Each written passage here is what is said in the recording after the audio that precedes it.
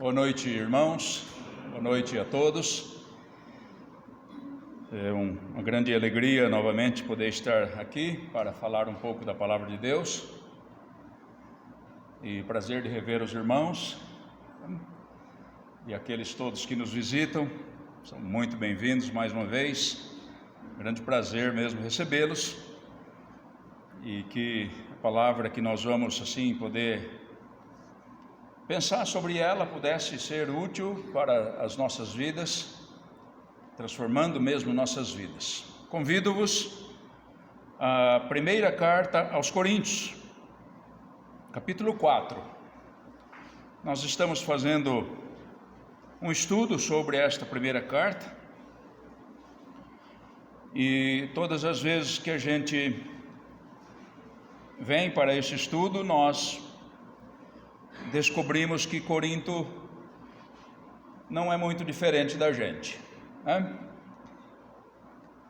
Por isso, o conselho que vai ser dado aos irmãos por meio desta carta serve muito para as nossas vidas. Não tive tempo de convidar o irmão Daniel, tenho certeza que ele veio com a espingarda preparada, mas fica para uma próxima.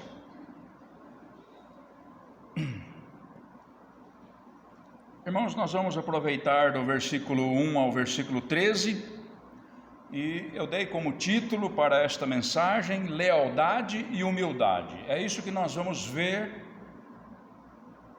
por meio do servo, o apóstolo Paulo. Quando se fala de lealdade e humildade, olha, Corinto estava precisando muito disto. E tenho plena certeza que nós também precisamos de ser leais a Deus e de humildade na nossa vida para a gente servir a Deus. Ele começa versículo 1 e 2 dizendo assim: que os homens nos considerem como ministros de Cristo e mordomos dos mistérios de Deus. Além disso, requer-se dos mordomos que cada um se ache fiel. Nós vamos por parte e vamos ficar apenas com esses dois versículos por enquanto. O início, o apóstolo Paulo vem fazendo esta colocação, que os homens, ele estava escrevendo aos Coríntios, que os homens nos considerem. Se nós lembrarmos bem, desde o início da carta, é justamente isto que Corinto não estava reconhecendo. Eles não consideravam o seu apostolado, o ministério que ele tinha. Então, esta é a primeira colocação que precisa acontecer, irmãos, em nossas vidas, né? Que a gente considere aqueles que trabalham no Senhor. E ele diz aqui, nos considerem como ministros de Cristo. Ou seja, ele não está pedindo para ele como se fosse um líder partidário. Eu peço que me considere a mim, mas que me considerem como ministros de Cristo. Então, ele está... esta carta, ela tem esta função, esta parte da carta tem esta função. Não é para reconhecer eu como maior do que ninguém. É isso que eles tentaram fazer lá atrás. Uns optavam por Apolo, outros optavam por ele, até Cefas, e estava tudo dividido a igreja de Corinto. Então, ministros de Cristo é alguém que age sob a autoridade de Cristo. Tanto que na segunda palavra que ele usa mordomo, irmãos. Ou um administrador dos mistérios de Deus. Mordomo para nós, alguns chegam a falar de escravos, para ver o tamanho da dedicação que estas pessoas tinham para com seus patrões. Então, mordomo, primeiro, mordomo do Senhor, dono da casa, que é Deus. Talvez esta seja a maior responsabilidade dos servos de Deus. Estar debaixo da autoridade do dono da casa. E é assim que ele coloca a sua condição para Corinto. Ele não está reivindicando nada para ele. Olha que lição para as nossas vidas. Se nós entendêssemos que nós somos servos de Deus, que nós somos mordomos daquilo que Deus deixou, da sua igreja, da sua obra, da sua palavra. Então esse é um dos pontos. Mordomo do dono da casa, mordomo da casa, que é o povo de Deus. Eu acho que nós podemos colocar isso daqui também. Mordomo do povo de Deus. O mordomo, ele deve ter uma responsabilidade muito grande com aqueles que estão debaixo do telhado desta casa. Esta é a função. Responsabilidade para com a família, cuidando de cada um. É assim que era um administrador. Lembram de Eliezer, o mordomo damasceno de Abraão, responsável por preparar uma noiva para o seu filho. Olha, veja. Amados, nós não podemos desapontar, é isso que Paulo estava dizendo, eu não posso desapontar aqueles que precisam do alimento todos os dias. É isso que faz o administrador. E para nós, mesma coisa. Nós não podemos desapontar aqueles que se alimentam da palavra de Deus. O mordomo é isso, dar a ração ou o alimento no tempo certo. Este trabalho ele é tão nobre, nós devemos pensar assim, porque alguns, irmãos, de nós alimentam apenas aqui nos cultos. Então a ração ou o alimento, ele tem que ser muito bem preparado. Só para a gente lembrar que agora, se não me falha a memória, na última vez que nós passamos estudando esta carta, ele fala que eu não pude tratar vocês, exceto com leite. Lembram disso? Tinha que dar para que crescesse, mas não podiam suportar. E também mordomo para com o depósito, com a riqueza do dono da casa, que nós podemos considerar como a palavra, a verdade de Deus. Só para a gente ter uma noção, olha o que ele escreve a segunda carta a Timóteo, capítulo 2, verso 2, falando para Timóteo como um ministro: e o que de mim, entre muitas testemunhas ouviste, confia-o a homens fiéis, que sejam idôneos para também ensinarem a outros. 2 Timóteo 2,2, só para a gente ver.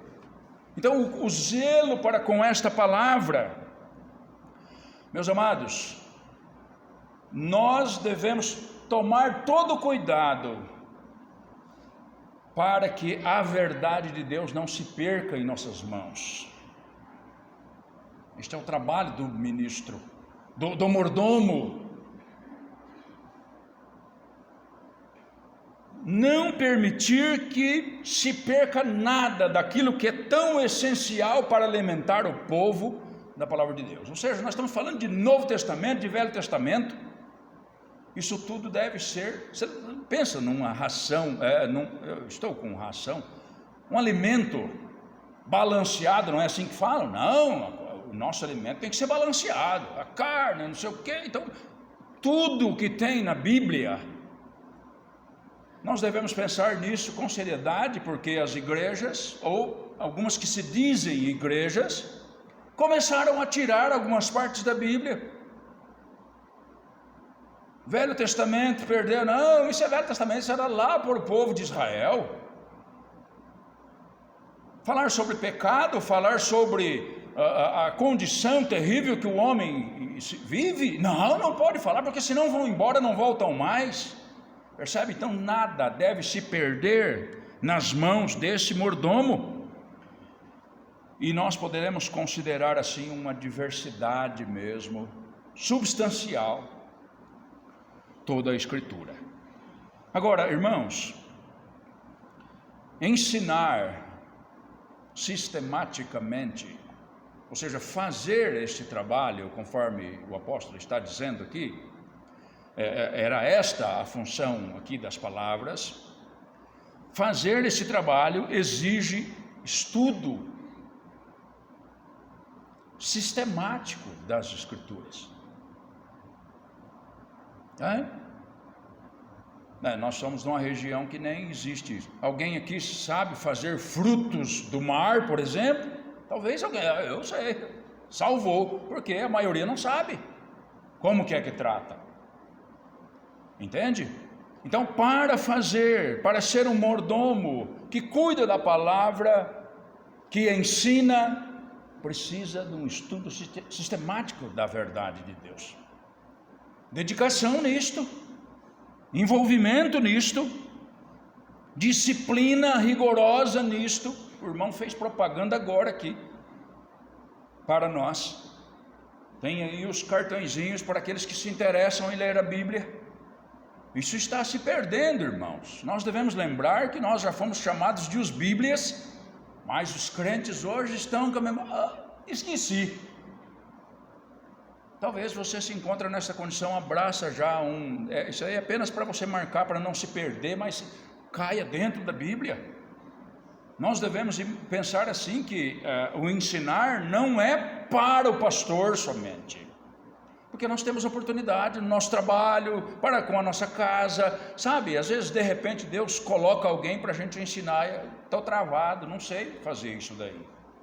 Então é importante a gente pensar nisto.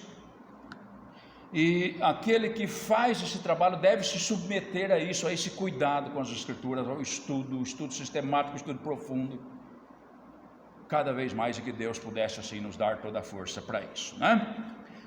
Versículo 3, nós vamos até o 5, ele continua: todavia a mim, muito pouco se me dá de ser julgado por vós, ou por algum juízo humano, nem eu tampouco a mim mesmo me julgo, porque em nada me sinto culpado, mas nem por isso me considero justificado, pois quem me julga é o Senhor. Portanto, nada julgueis antes de tempo, até que o Senhor venha, o qual também trará à luz as coisas ocultas das trevas, e manifestará os desígnios dos corações, e então cada um receberá de Deus o louvor. Olha, irmãos, é engraçado que o apóstolo Paulo, falando dessa parte, você vê que aqui nós, o início deste capítulo 4, mostra isso, que é justamente isso que eles não faziam. Estava fazendo um julgamento dele, não é?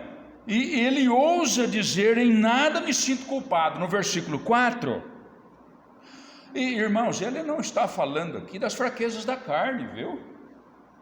Quando a gente vê assim, mas então esse daí é Deus. Não, não é disso que ele está falando. Ele está falando com relação à obra, ao trabalho, ao ser mordomo, ao cuidar das almas, ao falar para as pessoas sobre Cristo. E nisto ele não se sente culpado, porque ele fez. Esta parte da carta, ela é muito bonita, muito profunda, para a gente pensar até que ponto nós podemos chegar no servir ao Senhor. E é isso que ele vem então dizendo para eles: nada julgueis antes de tempo, no versículo 5, ele está falando de um juízo prematuro que eles fizeram para com ele, um juízo precoce. E isso pode ser imperfeito. Nós somos cuidadosos, às vezes, de extremo. Não estou dizendo que não precisa ser. A obra de Deus, ela precisa ser zelosa, né? Mas não era isso que os irmãos em Corinto estavam fazendo. Não, peraí, será que é apóstolo? Ele não estava com os 12? Tinha talvez motivos para isso, para eles pensarem a respeito disto.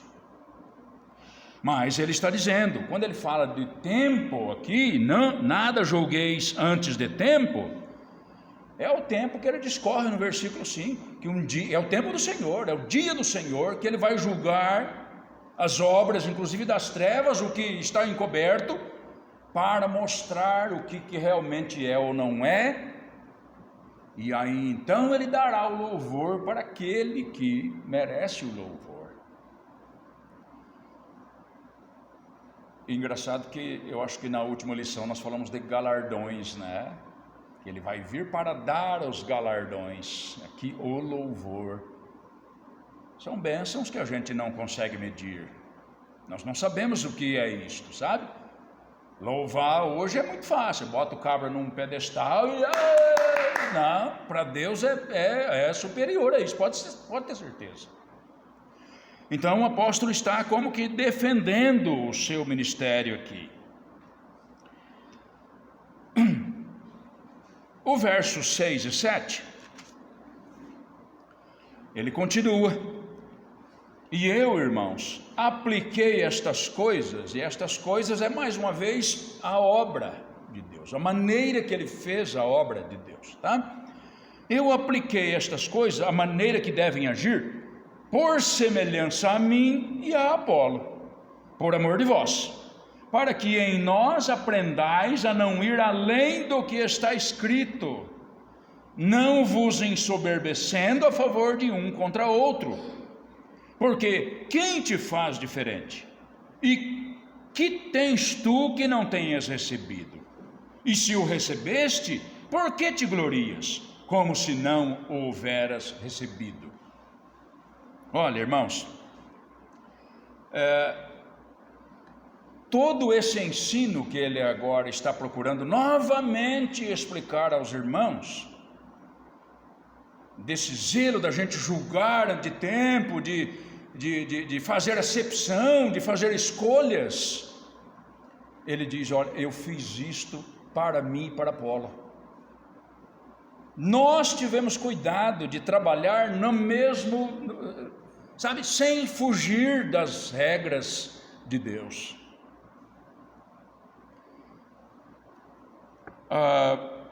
Sempre há o perigo de soberba e de orgulho nas pessoas, sabe? Sempre há. Isso é padrão. Os mordomos, tá? Correm o risco de serem soberbos e orgulhosos. Isso é fato. E assim começaram uma rixa ou briga ou desavença entre um e outro. Mas sabe quem é que deixa pessoas orgulhosas e soberbas? O próprio homem. Não da parte de Deus. É o próprio homem. É o homem que coloca o outro num pedestal para adorar. O que nós vemos de ensinos errados, de tantas igrejas por aí, onde homens são colocados no lugar de Deus, quem os colocam lá? Se não tivessem colocado, não subiriam. O que estava acontecendo em Corinto era justamente isto. São eles que estão tentando levar Apolo para um lugar que ele não quer ir. E Paulo e Cefas, conforme nós vimos no início da carta. Entende, irmãos? Agora, nós devemos nos alegrar. Guarda essas palavras com você, que serve para a gente. Nós devemos nos alegrar, orar por aqueles que fazem a obra de Deus. porque não é um trabalho fácil. Exige tudo isso que que o apóstolo ensinou aqui. O mordomo tem que ser cuidadoso com Deus, com o povo, com a palavra. É ele quem cerca. Nós devemos orar mais, nos alegrar mais, às vezes por simplicidade na mensagem. Ora, nós não somos doutores para isso. É o que nós conseguimos pôr na panela, cozinhar, deixar em banho-maria, para ficar o melhor possível, para que todos pudessem se alimentar. Não é para colocá-los em soberba, é para se alegrar, orar, clamar por ele, aconselhá-lo, para que possa fazer o melhor nesta obra tão maravilhosa. O versículo 8, ele continua: já estáis fartos, já estáis ricos, sem nós reinais. E quisera reinasseis, para que também nós viéssemos a reinar convosco. Não sei se você percebeu aqui, mas agora parece que o tom dele é não escrita, mas parece que o tom subiu. Parece que tem um tom mais áspero aqui, e é verdade. E é verdade. O apóstolo Paulo aqui os descreve como fartos, ricos e reinando. E quando ele coloca já, está vendo a palavra já? Já estáis fartos, já estáis ricos. É como se eles já estivessem sentindo que estivessem no próprio reino de Deus. É lá que vocês estão, então.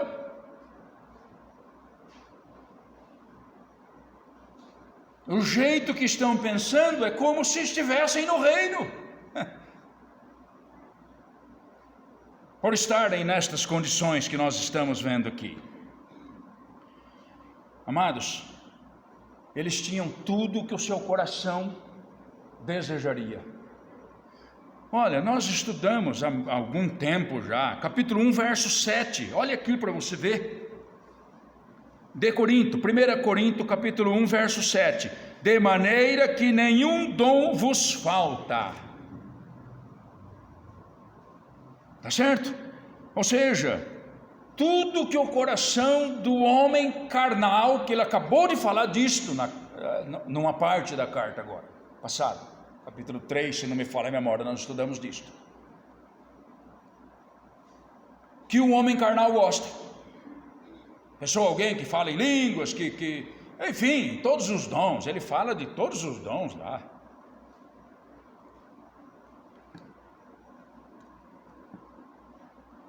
Por isso que estavam orgulhosos e soberbos. Pela graça de Deus que lhes foi dada, estavam orgulhosos e soberbos. Nós completamos 60 anos agora, no ano passado, de organização aqui neste lugar. É a alegria, somente alegria, não é soberba, não é orgulho.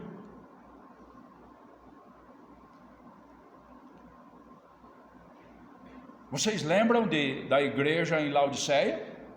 Olha aqui, Apocalipse capítulo 3.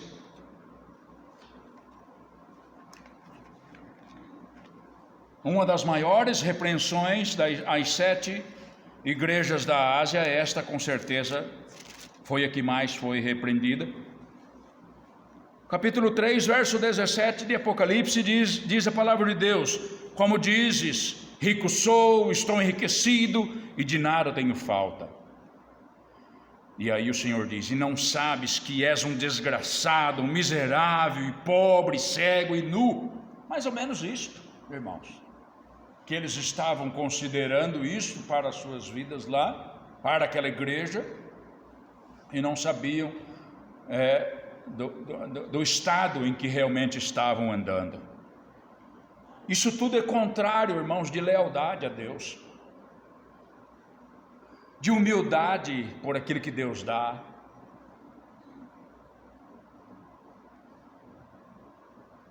Eles se esqueceram que o sofrimento, o padecimento precede a glória. Carta aos Romanos, capítulo 8, verso 17. Se é certo que com ele padecemos, para que também com ele sejamos glorificados. Primeiro, a luta, para depois ser exaltado por Deus.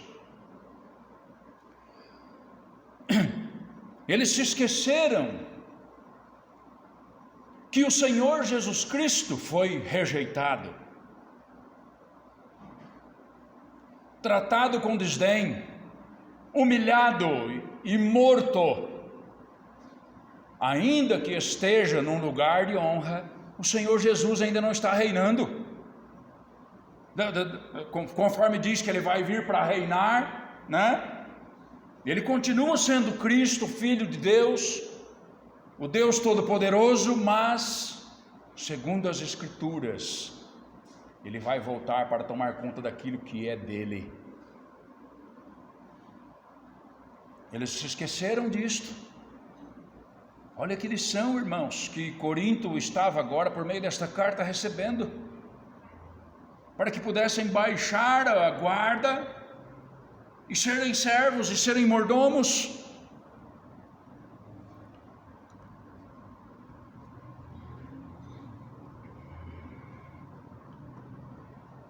Verso 9: porque tenho para mim que Deus a nós, apóstolos, nos pôs por últimos, como condenados à morte, pois somos feitos espetáculo ao mundo, aos anjos e aos homens. Olha que interessante que é isto. Ele diz aqui, porque tenho para mim que Deus a nós, apóstolos. Se o apóstolo Paulo está associando os 12 junto com ele,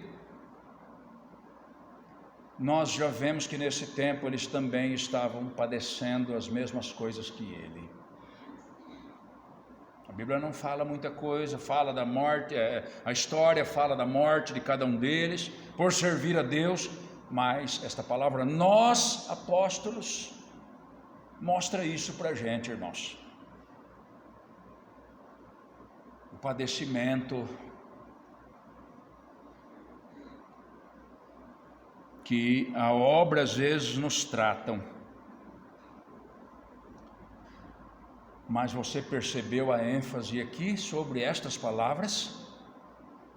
Eu vou de novo. Porque tenho para mim que Deus,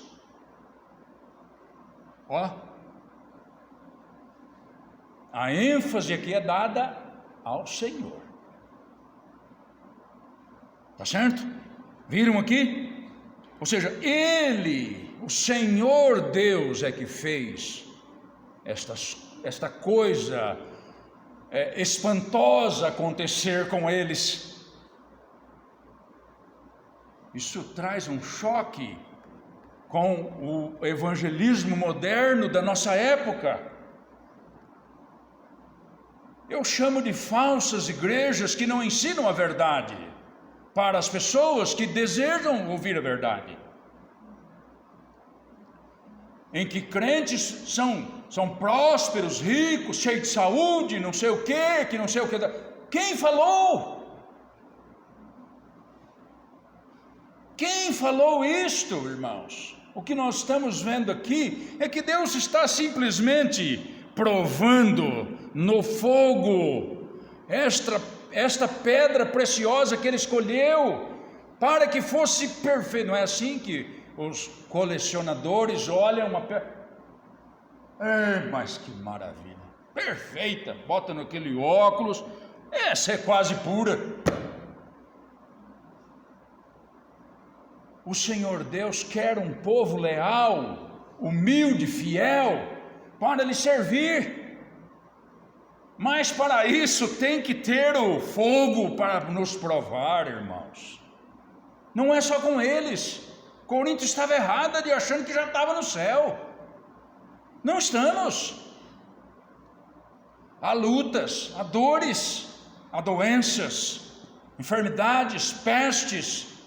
Tudo nós estamos sujeitos, e muitas delas para provar a nossa fé, a nossa fidelidade. O que nós vamos ver aqui, irmãos?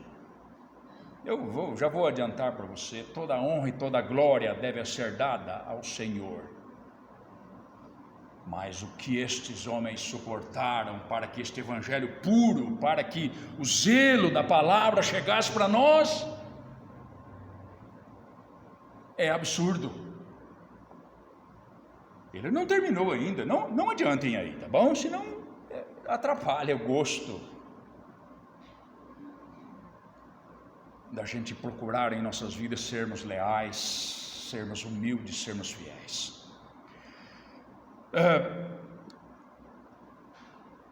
Deus fez estas coisas espantosas, e aqui está a lealdade e a humildade do servo, e ele está aceitando. O que a gente precisa ver aqui é que Paulo não está reclamando não, tá bom? Ele não está com choradeira aqui. Porque eu estou num sofrimento danado, vocês estão vivendo bem, irmão, uma coisa que está ruim. Não. Ele não está reclamando, ele só está falando da verdade que está acontecendo. Isso é ser leal a Deus, ser fiel a Deus. Ser humilde diante daquele que tem a vontade sobre nossas vidas. Você imagina que você faz alguma coisa? Você ainda imagina que você vai dormir e que amanhã você precisa fazer muita coisa? É assim? Nós somos assim, né? Tiago está fazendo um estudo sobre Tiago, e ele fala disto. Coitado do homem. Faz os planos, deita e não levanta mais. Coitadinho de nós.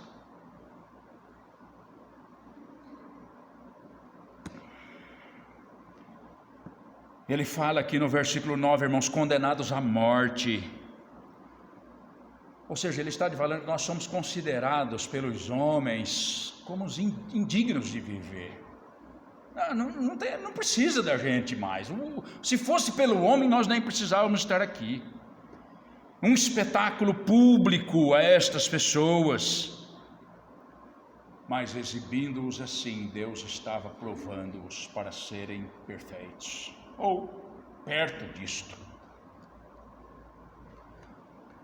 Mais uma vez, quão profunda deve ser a nossa admiração pela fé, pela ousadia desses homens.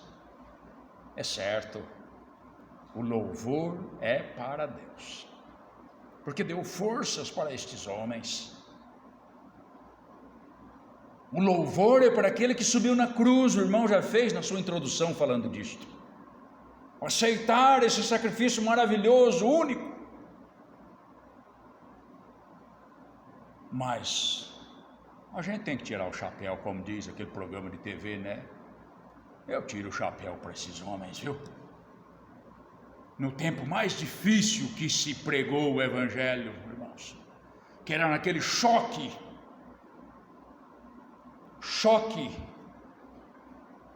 de uma nova doutrina, né? Para o mundo que se abriu, um mundo idólatra. Era um choque, esses homens estavam lá, ousados, falando, pregando, vivendo.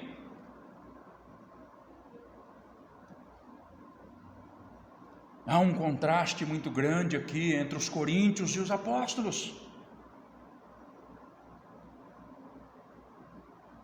E eu pergunto, por acaso há esse contraste tão grande entre nós e esses homens? No servir ao Senhor, que é justo, reto. Ontem o irmão falou de justiça de Deus. Justo é que não acha injustiça nele.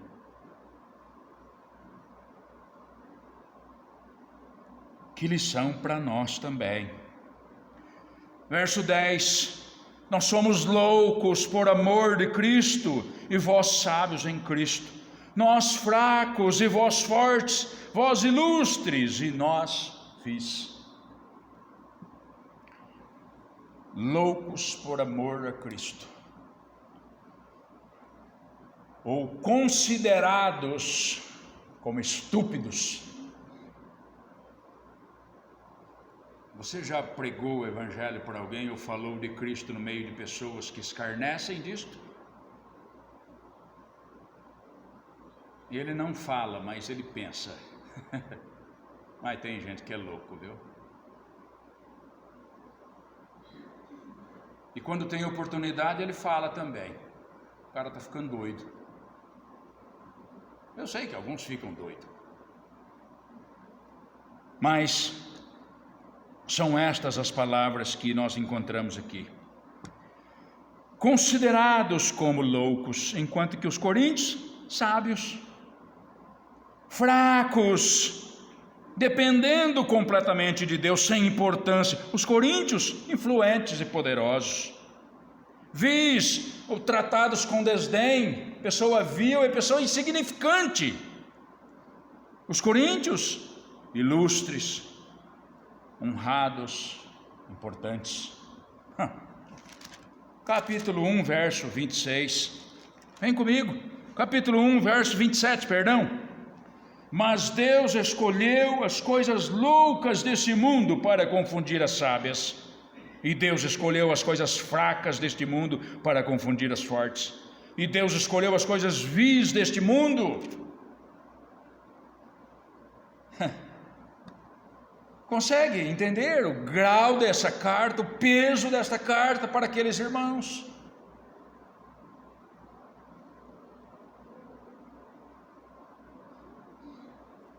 Eles estavam errados, eles precisavam voltar. Irmãos, este é o convite para nós. Nós precisamos voltar. Tem um marco que é o marco do caminho correto, do caminho que Deus agrada.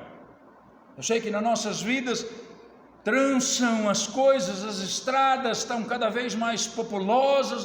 Vou pegar esse caminho que eu acho que vai melhorar. Não é assim que a gente faz na nossa vida? Numa viagem que nós tomamos por esse mundo, e às vezes nos servir a Deus também. Tomamos rumos diferentes. Esse aqui é crente também. Irmão, vou com ele. E vamos indo, e vamos entrelaçando.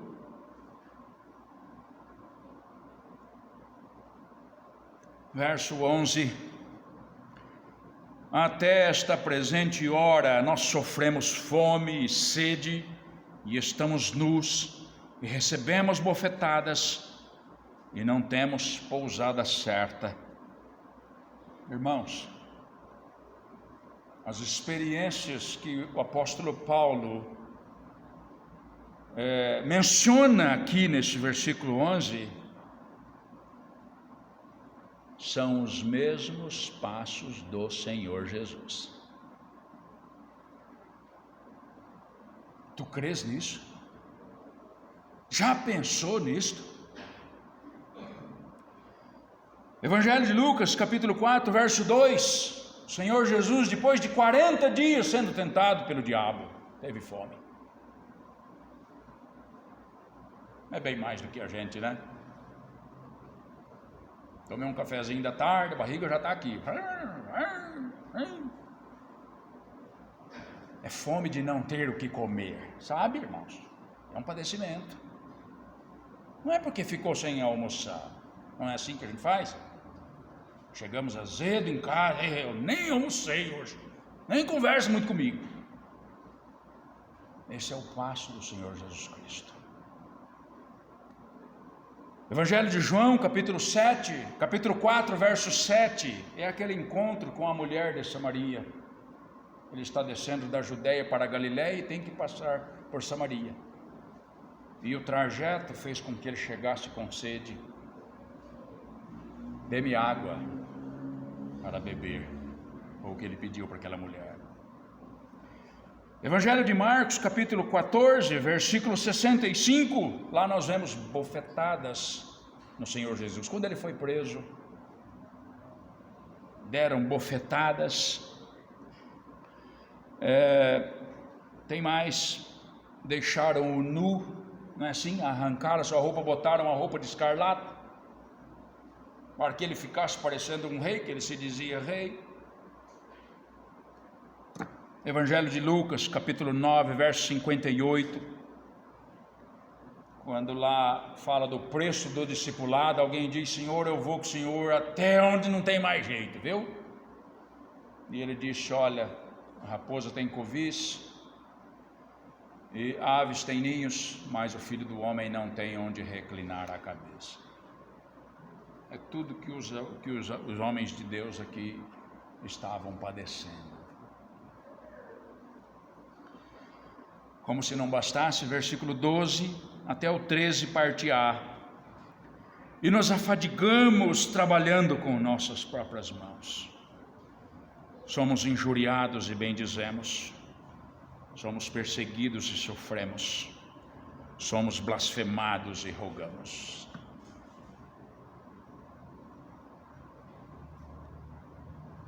Não tem como a gente não se apaixonar. Não tem como a gente continuar sentadinho com as perninhas cruzadas, viu? Lendo a Bíblia quando dá certo, indo para a igreja quando convém. Não tem como a gente continuar assim. Servindo a Deus daquele jeitão, sabe? Que às vezes é assim que a gente opta por fazer. Não tem como, irmãos. Não tem como. Primeiro ele descreve um trabalho manual pesado. Olha, quem sabe o que é o calor do sol. Alguns já estão dizendo por aí, se não tiver ar-condicionado não dá mais, hein? E quem vai para o sol e no serviço pesado? Lembra que o apóstolo era podemos chamar de um pedreiro hoje, né? Irmão, mas você é pedreiro, né? Moleza, né? Na verdade, o serviço pedreiro primeiro, o saco de cimento é 50 quilos, né?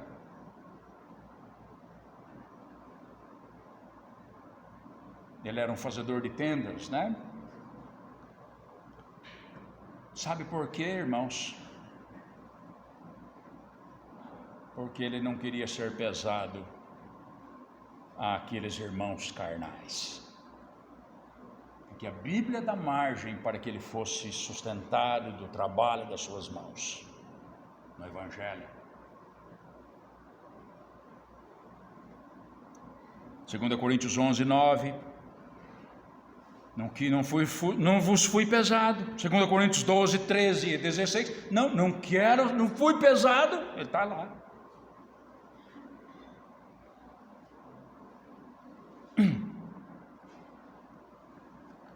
E diz como ele reagia às circunstâncias mais difíceis da vida. Você viu aqui?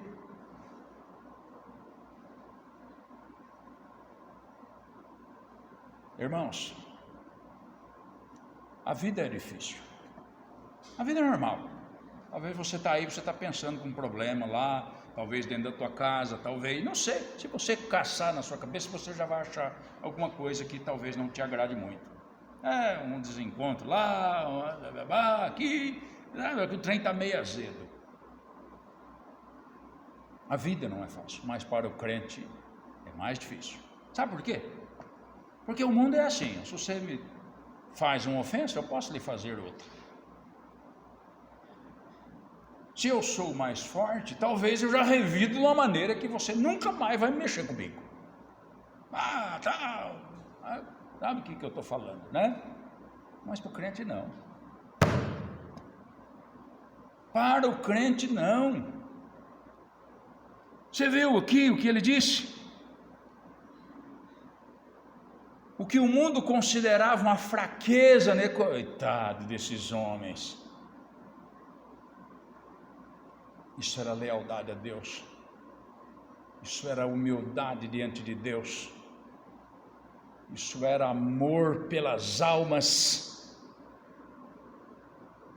Segunda carta aos Coríntios, não tem como não ler e não chorar. Final da carta. Ele diz para esses irmãos: mesmo que sendo menos amado por vós, eu cada vez mais amo vocês. Eu troquei aqui. Cada vez eu amo mais vocês, ainda que vocês cada vez mais se demonstram menos amorosos para comigo. Irmãos, isso é fácil de fazer? Isso é a obra de Deus. Esse é o povo de Deus, esses são os mordomos de Deus. Sabe? Injuriados, eles bem diziam. Se sofrem injúria e diz tudo bem. Gente. Perseguidos, porque a perseguição faz a gente sofrer, não é assim? Você está no trabalho, lá tem um chefe que te persegue. Rapaz, isso é um peso para a gente sofre por isso. Ele diz que nós suportamos. Blasfemados, sofrem blasfêmias, tudo que você sabe, quando alguém chega com um caminhão de ofensas para você, e nós ainda rogamos por estas pessoas. Isso está parecendo o que o Senhor Jesus disse em Mateus capítulo 5. Precisamos ler para ver que esse é o padrão que Deus quer do seu povo. Mateus capítulo 5, verso 44. Eu, porém, vos digo, o Senhor Jesus dizendo: amai vossos inimigos, bendizei os que vos maldizem, fazei bem aos que vos odeiam, e orai pelos que vos maltratam e vos perseguem, para que sejais filhos do vosso Pai que está nos céus. E esse é o padrão. Este é o padrão. E ele termina na parte B do versículo 13. Eu vou ler de novo o 13. Somos blasfemados e rogamos, ponto e vírgula. Até ao presente temos chegado a ser como o lixo deste mundo e como a escória de todos. Por isso que nós devemos amar o Evangelho, irmãos. Por isso que nós devemos ter zelo com a palavra de Deus. Não somente pregar, porque pregar é muito fácil, mas trazer ela para a nossa vida e viver ela, sabe? Por conta disto,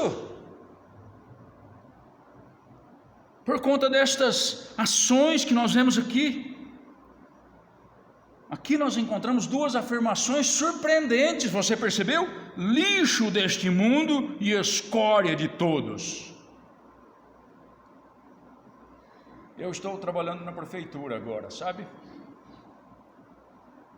E estou com o caminhãozinho da coleta. Diz que não é caminhão do lixo, é caminhão da coleta da sujeira que todo mundo faz. Tá bom? Nós somos novatos, estamos por ali, estamos contentes, dando risada sem parar. Que horas hoje, mãe, mais ou menos? Meio-dia. Meio-dia hoje. Eu só de shortão dentro de casa. A pessoa me ligou. Ori, é o seguinte. Rapaz, tem um povo reclamando, porque fora das cidades, não sei se vocês perceberam, tem umas chamadas lixeiras. Eles colocam uma cesta alta do chão para o cachorro não mexer. E todo mundo, quando para o lixo não ficar em frente de casa fedendo, levam para lá, sabe? Vão deixar lá. E alguém ligou para alguém que estava fedendo. É peixe, não sei o que é. Ari, você vai lá para mim? Falei, meu amigo, eu estou com minha macarronada aqui, se mais um minuto ela esfria, mas eu vou. E fui, eu troquei de roupa e fui. Cheguei lá, sabe o que aconteceu? Ninguém mais foi. Os veteranos da prefeitura, não vai ninguém para ajudar, para catar. Só fui eu lá. Me desculpa, rapaz, não consegui pegar ninguém. Falei, eu só vim porque eu sou novato, falei para ele. No sentido de que os veteranos eu sei como funciona, mas eu não quero contar minha história, quero falar do lixo. Ninguém quer o lixo. tá? O lixo fede, o lixo, sabe, você deixa ali, já senta uma mosca, uma beronha e já vira aquela anarquia, que eu não preciso nem contar para você. Lixo deste mundo e escória. Irmãos, eu penso talvez uma das maiores degradações.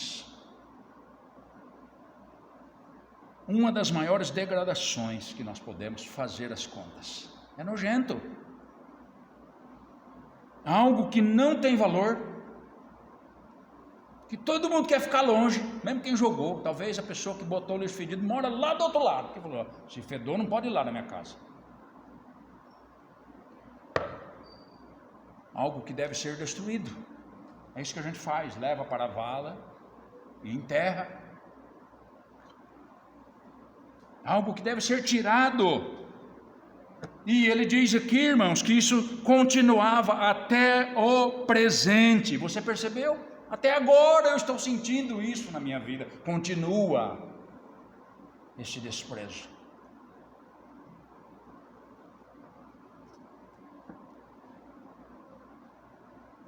Ao contemplarmos esta situação, nós não podemos deixar de admirar. A que ponto pode chegar um servo do Senhor? Deve trazer admiração em nós.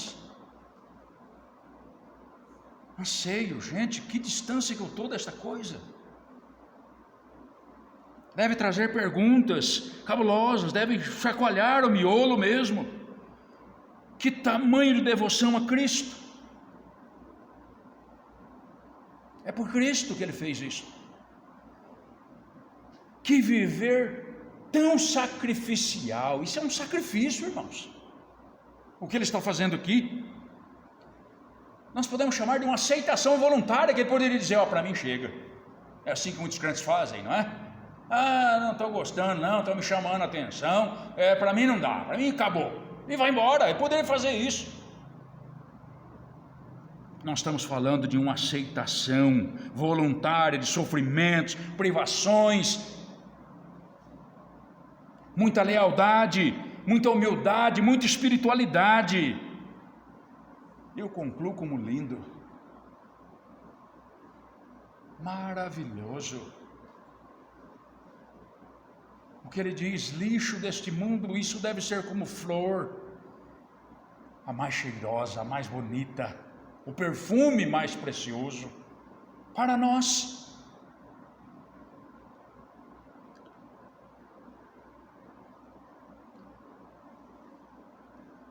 Para a gente terminar, para nós que estamos aqui nesta noite, você já pensou? E se não pensou, pense. Qual seria a reação do apóstolo por ver a nossa prosperidade, irmãos? Porque hoje nós somos prósperos, ricos, fartos, nós temos tudo. Vamos fazer um churrasco amanhã? Não tem problema, é só marcar. Por isso eu pergunto, qual seria a reação do apóstolo diante da prosperidade e o modo de vida que nós temos servindo ao Senhor hoje? Não, é isso, eu quero levá-los a isso. Será que nós ouviríamos ele dizer, conforme ele disse para os coríntios, já estáis ricos, já estáis fartos? Será que é isso que nós ouviríamos dele? Meus amados, claro que nós estamos muito distante disto daqui. Muito distante. Isso às vezes traz dúvidas na gente. Será que eu sou um convertido, rapaz? Que é isso, gente? Será que eu sou um crente? Você para de vez em quando diante do espelho e pergunta isso. Qual é a tua? Onde tu quer chegar? Claro que nós estamos distantes deste padrão. Mas, amados, o objetivo é para que chegamos perto. Para que nós pudéssemos dar passos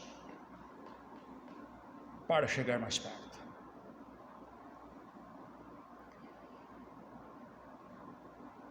Na mesma carta aos Coríntios, na segunda carta, capítulo 5, verso 17, um versículo que todos conhecem. Segundo aos Coríntios 5, 17. Diz assim a palavra de Deus. Assim que, ou seja, olha, que fique certo, que ninguém tenha dúvida. Assim que, se alguém está em Cristo, é nova criatura. As coisas velhas já passaram. Eis que tudo se fez novo. Que o Senhor pudesse abençoar a cada um de nós, para sermos fiéis, leais, humildes diante dele. Em nome de Jesus. Amém. Irmão,